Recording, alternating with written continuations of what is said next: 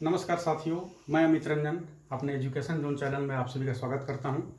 आज हम लोग जिस विषय पर चर्चा करने वाले हैं उसका नाम है आदिकाल विविध नामकरण। आदिकाल का जो कालखंड है वह 1050 विक्रमी संवत से 1375 विक्रमी संवत है।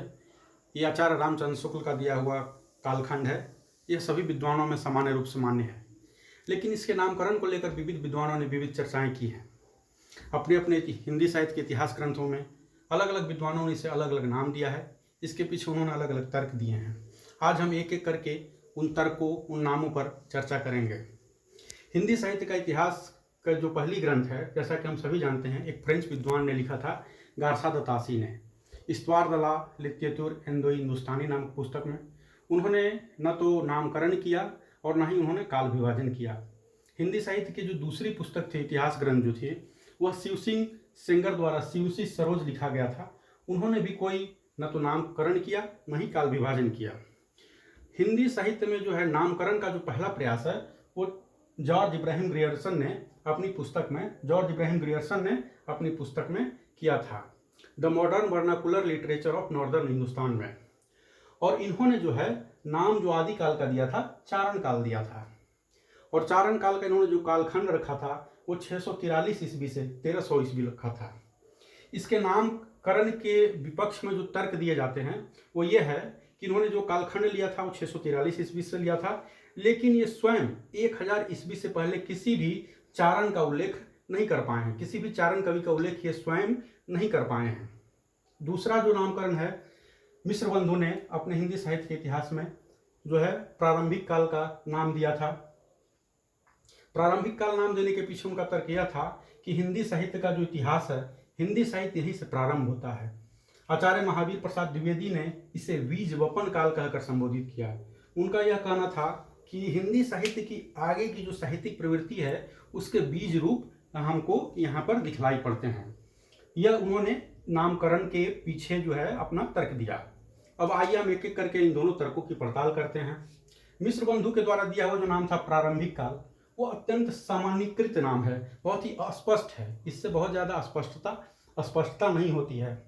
महावीर प्रसाद द्विवेदी जी का दिया हुआ काल नाम जो है बीज वपन काल, यह भी जो है बीज वपन काल पूरी तरह से इस युग की समस्त साहित्यिक प्रवृत्तियों को समाहित नहीं करती है, क्योंकि हम देखते हैं कि बाद की साहित्य की कई प्रवृत्तियां जो हैं बीज रूप में यहाँ नहीं दिखलाई पड़ती हैं। यानी कई सारी ऐसी साहित्यिक प्रवृत्तियां थी जो बाद में विकसित हुई और आदि या प्रारंभिक काल या बीज वपन काल या आदि काल में वो दिखलाई नहीं पड़ती है। इसलिए यह नाम जो है आचार्य महावीर प्रसाद द्विवेदी का दिया हुआ नामकरण बीज वपन काल भी बहुत ज़्यादा चल न सका। अगला नाम और जो बहुत प्रसिद्ध है वो आचार्य रामचंद्र शुक्ल, जिन्होंने इसका जो है काल विभाजन किया था, समय सीमा जिन्होंने निर्धारित किया था। आचार्य रामचंद्र शुक्ल ने इसको वीर गाथा काल, इस कालखंड को कहा। वीर गाथा काल इन्होंने इसका नाम दिया। इसके पीछे क्या तर्क था? उन्होंने 12 ग्रंथों को आधार बनाया। उन्होंने आचार्य रामचंद्र शुक्ल ने वीर गाथा काल नाम दिया और 12 ग्रंथों को आधार बनाकर उन्होंने यह नाम दिया। उन्होंने जो है सिद्ध साहित्य जो है सिद्धनाथ साहित्य को खारिज कर दिया। सिद्धनाथ साहित्य को उन्होंने साहित्य नहीं माना और इस प्रकार से आरंभिक 300 साल को उन्होंने साहित्य के परिधि से बाहर निकाल दिया। दूसरा उन्होंने जो तर्क दिया कि अगले 150 साल तक किसी भी साहित्यिक प्रवृत्ति की जो है सामान्य जो है प्रवृत्ति नहीं दिखाई पड़ती है। अगले 150 वर्षों तक कोई एक निश्चित प्रवृत्ति दिखलाई नहीं पड़ती है। इन्होंने 2 तर्क दिए और तीसरा जो आधार दिया इस नामकरण का, उन्होंने 12 ग्रंथ लिए और उन 12 ग्रंथों के आधार पर इसका नाम वीर गाथा काल कर दिया।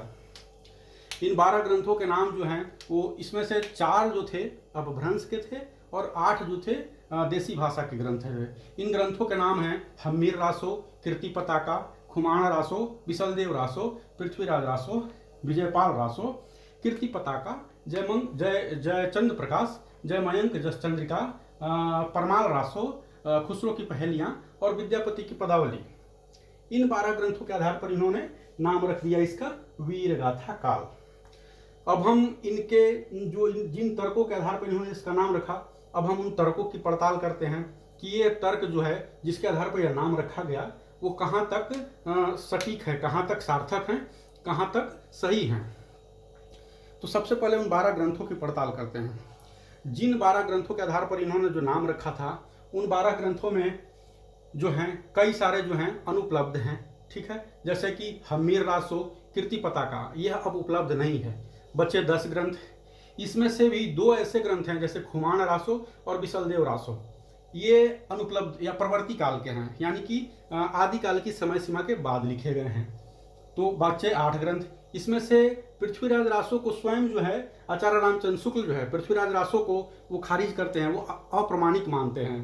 तो जो बाकी कुछ ग्रंथ बचे, तो इसमें से इस प्रकार से हम देखते हैं कि ग्रंथों की संख्या कम हो गई, और जो कुछ ग्रंथ बचे उसमें से हम 3 ग्रंथ देखते हैं। जो 12 ग्रंथों के नाम आचार्य रामचंद्र शुक्ल ने दिए थे, उसमें से हमने देखा कि कुछ अप्रमाणिक थे, कुछ बाद के थे, और कुछ जो हैं वो उपलब्ध नहीं है। और उनमें से 3 ग्रंथ ऐसे थे जो कि जिसमें कि वीर गाथात्मकता के स्थान पर अन्य साहित्यिक श्रृंगार रस आदि की प्रधानता थी, और इस बात को स्वयं आचार्य रामचंद्र शुक्ल ही स्वीकारते हैं। जैसे कि विद्यापति की पदावली या अमीर खुसरो की पहेलियाँ, इनमें जो है वीर गाथात्मकता नहीं थी, विसलदेव रासों में भी नहीं थी।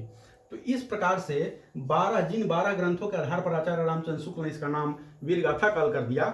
वो 12 ग्रंथों का जो आधार है वो एक तरह से हम देखते हैं कि खारिज हो जाता है। दूसरी बात कि ये जो है सिद्धनाथ जैन साहित्य को ये सांप्रदायिक साहित्य कहकर खारिज करते हैं।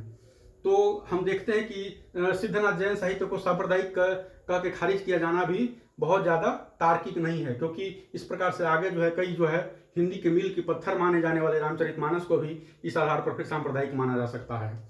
तो आगे आने वाले जो आलोचक थे उन्होंने सिद्धनाथ जैन साहित्य को प्रवृत्ति ये मानकर खारिज करने की प्रवृत्ति को उन्होंने उसको सही नहीं ठहराया।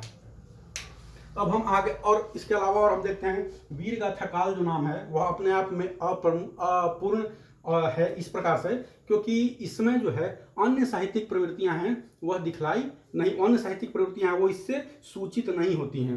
अगर हम केवल वीर गाथा काल कहेंगे तो फिर उसमें हम विद्यापति की पदावली इससे कहाँ प्रकट होती है, यह कहाँ से दिखलाई पड़ता है।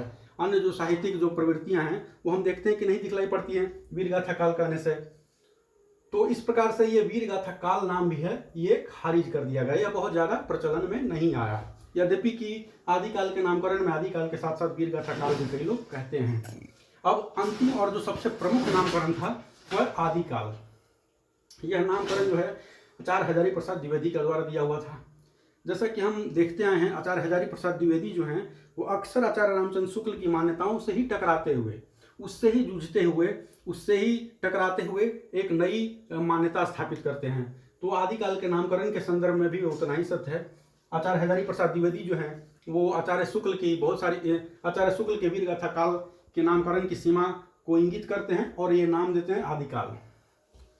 इसके पीछे उनका तर्क यह है कि संपूर्ण आदिकाल में किसी भी साहित्यिक प्रवृत्ति को केंद्रीय प्रवृत्ति नहीं माना जा सकता है जो उसे पूर्णता में व्यक्त करती हो। आचार्य हजारी प्रसाद द्विवेदी कहते हैं कि आदिकाल में कोई भी ऐसी प्रवृत्ति नहीं थी जो कि अपनी संपूर्णता में थी और वो केंद्रीय प्रवृत्ति थी, इसलिए वो आदिकाल नाम देते हैं। साथ ही साथ वह आचार्य हजारी प्रसाद द्विवेदी यह कहते हैं कि आदिकाल जो है वो निरपेक्ष नाम है, आदिकाल जो है वो निरपेक्ष नाम है। और कई साहित्यिक प्रवृत्तियां जो हैं जैसे कि हम पहले भी देख आए हैं कि महावीर प्रसाद द्विवेदी बीज वपन काल के लिए एक तर्क देते हैं कि बाद की कई सारी साहित्यिक प्रवृत्तियां जो हैं, बाद की कई सारी साहित्यिक प्रवृत्तियां जो हैं वो बीज रूप में यहाँ दिखलाई पड़ती हैं। तीसरा जो है तर्क यह है कि आदिकाल कहने से जो है जो साहित्य की अन्य जो प्रवृत्तियां हैं जैसे भक्ति है, श्रृंगार है, वीर है, सभी प्रवृत्तियां इसमें समाहित हो जाती हैं। आदिकाल कहने से सिद्धनाथ जैन जो हैं यह भी इसकी परिधि में आ जाते हैं। तो आदिकाल जो है इस काल का एक मान्य सर्वमान्य आदिकाल जो है सर्वमान्य नाम हो गया। तो आदिकाल के ये विविध 5 नाम थे, उन नामों के नामकरण करता थे, उसका आधार क्या था वो दिया हमने चर्चा की, और उसमें जो खंडन है उस पर भी हमने चर्चा की। इन सब के अतिरिक्त भी हैं जो कई छोटे छोटे कई सारे नाम दिए गए हैं, इन सब के अतिरिक्त कई छोटे छोटे नामकरण दिए गए हैं, वो बहुत ज़्यादा मायने नहीं रखते हैं। जैसे कि विश्वनाथ प्रसाद मिश्र ने वीर काल इसको कहा, संधि काल एवं चारण काल रामकुमार वर्मा ने कहा, अब भ्रंश काल जातीय साहित्य बच्चन सिंह के द्वारा दिया हुआ नाम है। तो ये बहुत ज़्यादा प्रचलन में नहीं आ सके और इन्हें खारिज कर दिया गया। जैसे संधि काल और चारण काल रामकुमार वर्मा जब कहते हैं तो संधि काल से तो उनका तात्पर्य है भाषिक संधि का, और चारण से उनका तात्पर्य चारण जो है चारण कवियों से है। लेकिन संधि काल और चारण काल का इन जो फ्रेज है इनका आपस में क्या संबंध है वो कोई स्थापित नहीं कर पाते हैं। वीर काल भी एक सामान्य नाम है, सामान्यीकृत है, इसलिए इसको स्वीकार नहीं किया गया। तो अंतिम रूप से हम देखते हैं कि आदिकाल के जो विविध नामकरण है उसमें आदिकाल नाम जो है अभी का सर्वमान्य नाम है। धन्यवाद। अगर आपको ये वीडियो अच्छा लगा हो तो इसे लाइक करिए। Thank you.